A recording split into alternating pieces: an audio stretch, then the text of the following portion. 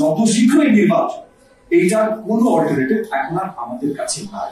আইন শৃঙ্খলা বাহিনীর কতখানি বেহাল অবস্থা সেটা নিয়ে আমরা ইতিমধ্যে আলোচনা করেছি, কিন্তু আইন শৃঙ্খলা বাহিনীর বেহাল অবস্থা মানে দেশের বেহাল অবস্থা এটা না। আইন শৃঙ্খলা বাহিনীর বেহাল অবস্থা মানে আমাদের এখন দায়িত্ব এই আইন শৃঙ্খলা বাহিনীকে আবার সঠিক জায়গায় নিয়ে আসা, আইন শৃঙ্খলা ব্যবস্থাকে সঠিক জায়গায় নিয়ে আসা।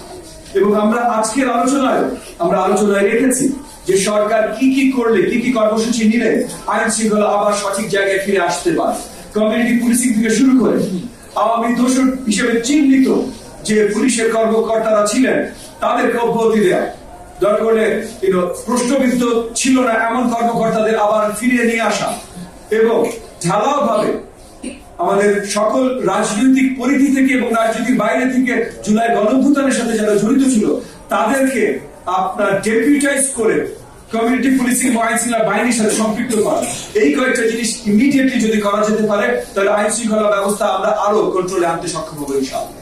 আইন শৃঙ্খলা বাহিনীর কথায় আসেন, সোহাগ হত্যাকাণ্ড থেকে গতকাল গোপালগঞ্জে যে নৃশংস প্রাণহানি হয়েছে আমার 4 থেকে 12 ভাই বোনের, এই প্রাণহানি গুলো আইন শৃঙ্খলা বাহিনীর কর্মকাণ্ডের ব্যর্থতা।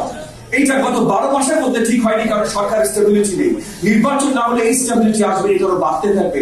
একটা জিনিস পরিষ্কার ভাবে দেখবেন, 2024 সালের 5 থেকে 8 অগস্ট যতখানি বাংলাদেশে আইন শৃঙ্খলা ব্যবস্থা ছিল আমরা জনগণরা নিজেরা আমাদের দায়িত্ব নিয়ে করেছিলাম, আজকে তার থেকে কম আছে, যদি আজকে রাস্তায় আইন শৃঙ্খলা বাহিনী আছে।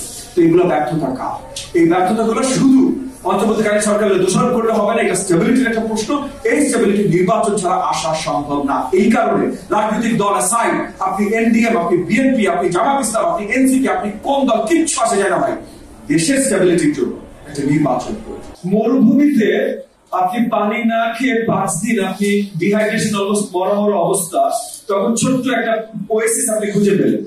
ওইখানে পানিটা খুব বেশি পরিষ্কার হয়তো না, তো আপনি চিন্তা করলে আছে এই পানিটা পরিষ্কার না, তাহলে এখন এই পুরো মরুভূমিতে আমি নতুন পানি খুঁজি। এই জায়গায় আপনি আছেন। আমরা এখন যে জায়গায় এসেছি, ফার্স্ট এন্ড ফরমোস্ট আপনি যেটা বললেন যে আমরা এখন ওই জায়গায় পৌঁছতে পেরেছি কিনা, সরকার যদি 12 মাসে পৌঁছতে না পারে এবং এই 12 মাসে সব অবস্থা অবনতি হয়ে থাকে, তাহলে আরো 12 মাসে কি হবে?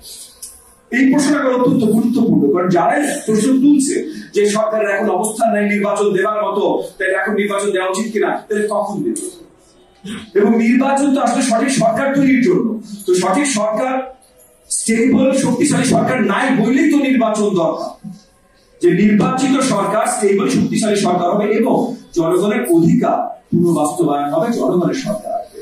সো না, যত শীঘ্রই নির্বাচন, এইটার কোনো অল্টারনেটিভ এখন আর আমাদের কাছে নাই।